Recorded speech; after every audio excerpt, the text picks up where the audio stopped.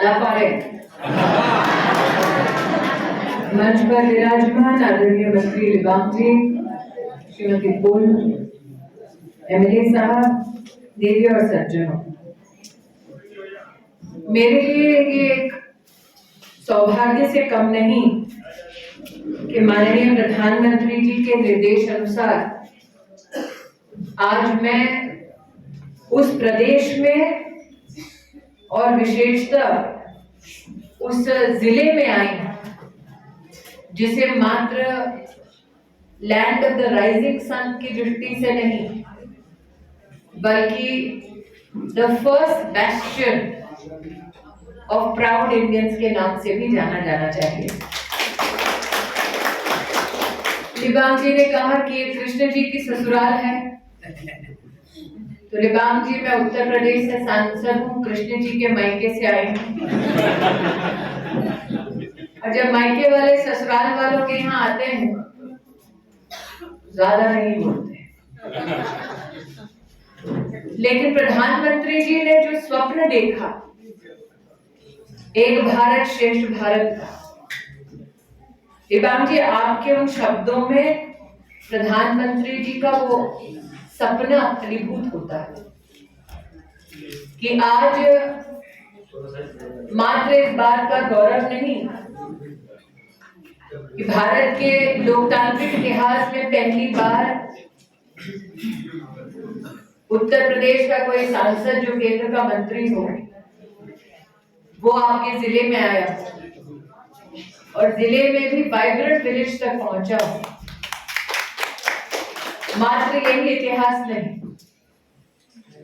बल्कि ये भी सत्य है कि भारत के इतिहास में पहली बार अरुणाचल प्रदेश का एक बेटा देश का कानून मंत्री बना। और मात्र कानून की दृष्टि से ही नहीं बल्कि जब किरण जी के पास स्पोर्ट्स की भी जिम्मेदारी थी तो विश्व भर में खेल के मैदान में भारत का डंका बजे। प्रधानमंत्री जी के आशीर्वाद से ऐसा अमूल्य योगदान किरण रिजिजू ने देश के लिए दिया। आज हम सब यहाँ एकत्रित हुए एक संकल्प लेकर, जैसा कि मंत्री श्री ने कहा, इससे पहले एमएलए साहब के साथ हम केसे बस्ती में गए थे। वहां पर हमारा प्रयास था कि मात्र ऑफिसर्स से ना मिले, पंचायत के मेंबर से ना मिले, बल्कि साथ ही जो साधारण नागरिक हैं उनसे हम वार्तालाप करें। मैं देख रही हूँ कि आज इस सभागार में वीडियो साहब बैठे हुए हैं चौथी रो में। हमारी कोशिश ये है कि हम जनता का जो फीडबैक है वो प्रशासन के जो शीर्ष नेतृत्व की पोजीशन में है उन तक पहुंचाए। इसलिए आप सबको जानकर ये खुशी होगी कि हम जब यहाँ आए पहला फोन हमने मुख्यमंत्री जी को किया और मैंने मंत्री जी ने श्रीमती पुल के फोन से मुख्यमंत्री जी को अवगत कराया कि इलाके में अब भी क्या क्या काम की जनता की अपेक्षा है। तो जैसा कि लिबांग जी ने कहा, ये पहली बार हुआ है कि केंद्र से कोई मंत्री आया है, लेकिन ये भी अपने आप में प्रशासन के लिए, प्रदेश सरकार के लिए बहुत बड़ी उपलब्धि है कि जनता ने फीडबैक दिया, तुरंत मुख्यमंत्री को फोन हुआ और तुरंत मुख्यमंत्री ने रिस्पॉन्ड किया कि हम जहां जहां जनता की दरकार है वहां वहां अपनी ओर से योगदान देके जो चुनौतियां हैं उनको समाधान तक पहुंचाएंगे। लिबांग साहब ने बड़ी विनम्रता से कहा कि आईसीडीएस के वो मंत्री हैं, एक मंत्रालय के माध्यम से पूरे प्रदेश में कितना विकास हो सकता है उसका एक छोटा सा उदाहरण देते हैं। पूरे प्रदेश में प्रधानमंत्री जी ने राष्ट्र की तरह प्रधानमंत्री मातृ वंदना योजना लागू की। मतलब अगर समाज में कोई बिटिया, कोई महिला गर्भवती होती है तो उसके बैंक के खाते में उस साल 6,000 रुपए भारत की तिजोरी से सीधा दिया जाता है। अब तक अरुणाचल प्रदेश में 33,000 महिलाओं को बैंक के खाते में सीधा पैसा मिला है। लगभग 20 करोड़ रुपया सिर्फ और सिर्फ इस छोटी सी स्कीम के माध्यम से मिला है। इसके पीछे कोशिश ये है कि एक वक्त ऐसा था, गर्भवती महिला अपने पास इतना पैसा नहीं पाती थी कि जाकर अपनी उस हालत में कोई टीका लगवाए या अच्छा खाना खरीद सके। प्रधानमंत्री जी की कोशिश रही कि गर्भवती गरीब महिला के पास बड़े भाई के समान उन्होंने स्कीम की एक रचना की और कहा कि हर महिला के पास इतना पैसा कम से कम सीधा उसके बैंक के खाते में भेजो, परिवार में और किसी के बैंक के खाते में मत भेजना। देश में आज 3 करोड़ से ज्यादा महिलाओं को लगभग 18,000 करोड़ रुपया सिर्फ इस एक स्कीम के माध्यम से आया।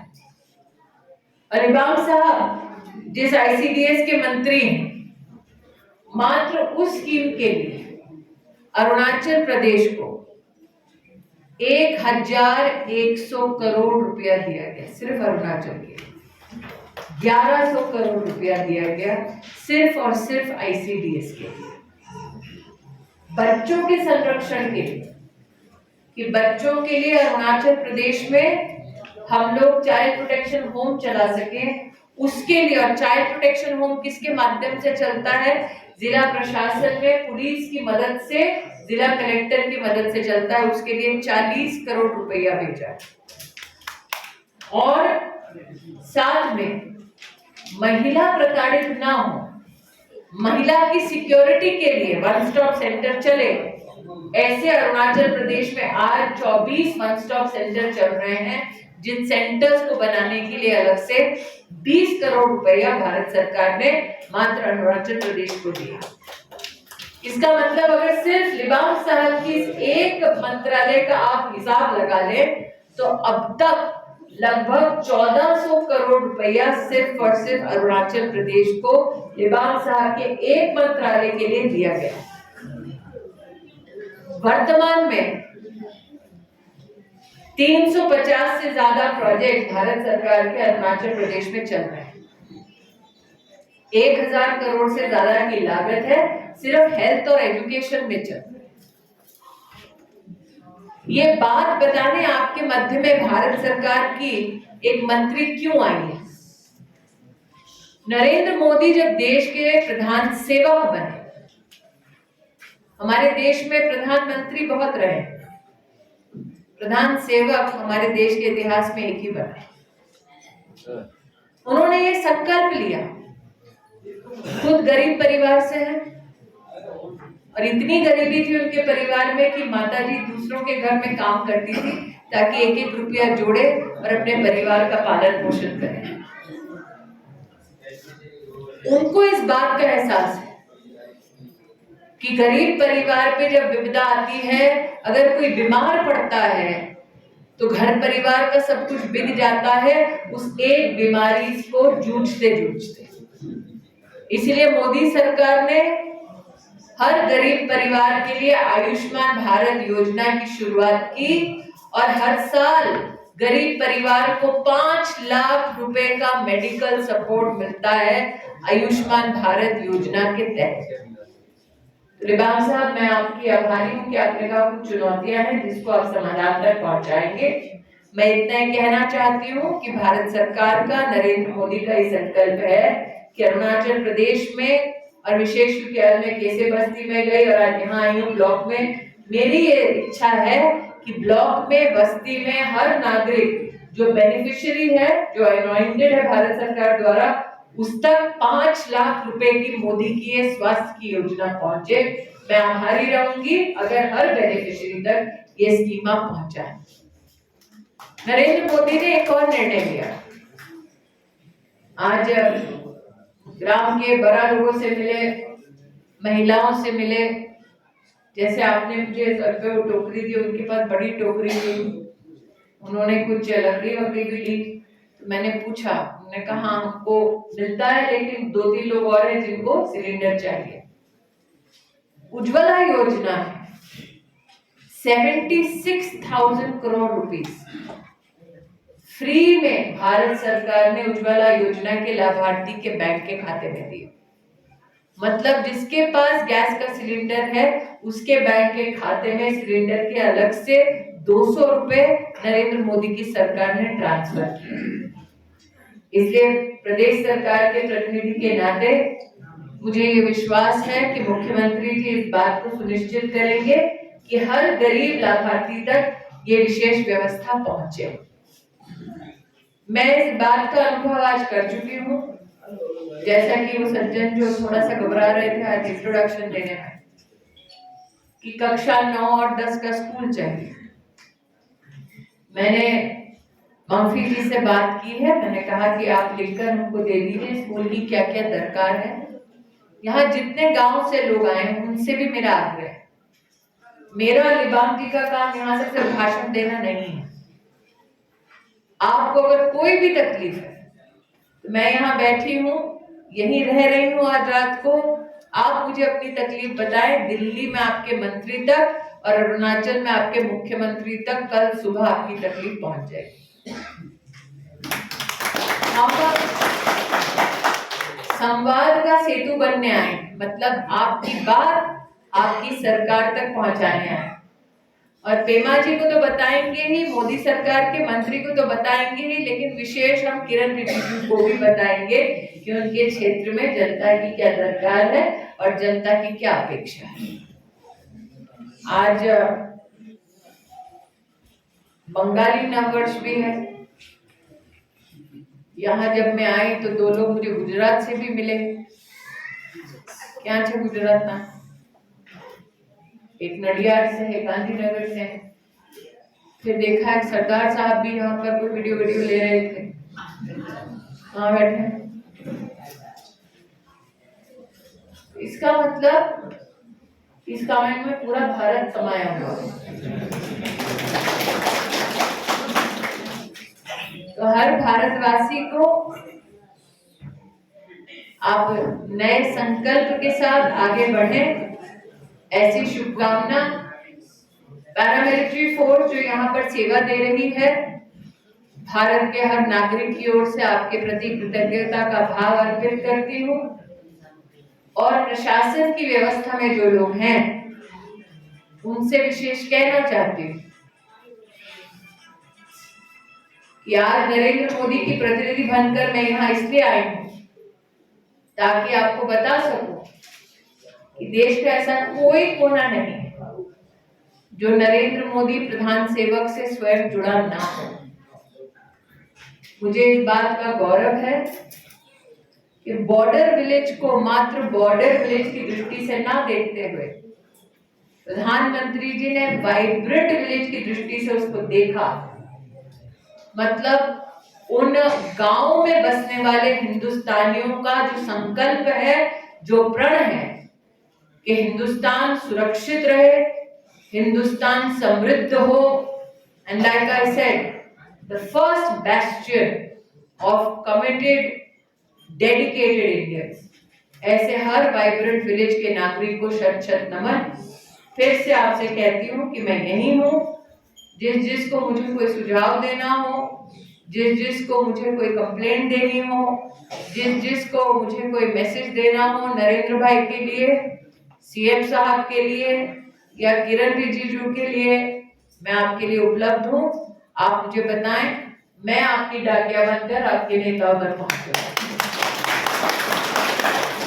इस विश्वास के साथ कि अभी जो संवाद की शुरुआत हुई है, लिबांग साहब, जनता के बीच में संवाद करने के साथ साथ क्या संभव हो सकता है। मैं अमेठी से सांसद, आप जानते हैं अमेठी कहाँ है? किसको मालूम है अमेठी कहाँ है? यूपी वाले हाथ में उठाए। और किसको मालूम है अमेठी किधर है? हिंदी में बोलूं इंग्लिश में बोलूं? हिंदी में बोले है ना। तो अमेठी वो जगह है जहां से 50 साल से गांधी फैमिली जीत रहा है कांग्रेस पार्टी का। 50 साल। मैंने राहुल गांधी को इलेक्शन हरा के पहली बार 50 साल जहां पर कांग्रेस का प्रतिनिधि रहा, ताली के लिए भी बोल रहे हूं, मैं आपको फर्क बता रही हूँ। मैं जिस कॉन्स्टिट्यूएंसी में आज हूं वहां पे 15 साल राहुल गांधी थे। उससे पहले राजीव गांधी, इंदिरा गांधी, वो सब उसी एक कॉन्स्टिट्यूएंसी से थे। लेकिन उस कॉन्स्टिट्यूएंसी में कलेक्टर का ऑफिस मोदी ने बनाया। उस कॉन्स्टिट्यूएंसी में पहली बार एक्सरे का मशीन मोदी लेके आए।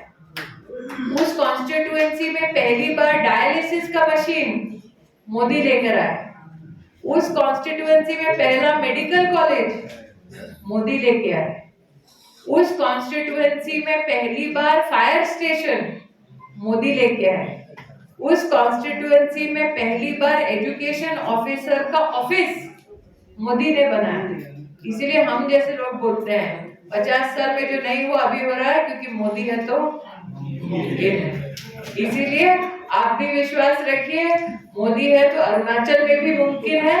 आपको जो जो मुमकिन कराना है कानून की मर्यादा में, आप हमें बताएं। इस विश्वास के साथ ये संवाद की श्रृंखला शुरू हुई है और आगे भी यूं ही बातचीत चलती रहेगी। पायल इंजॉय।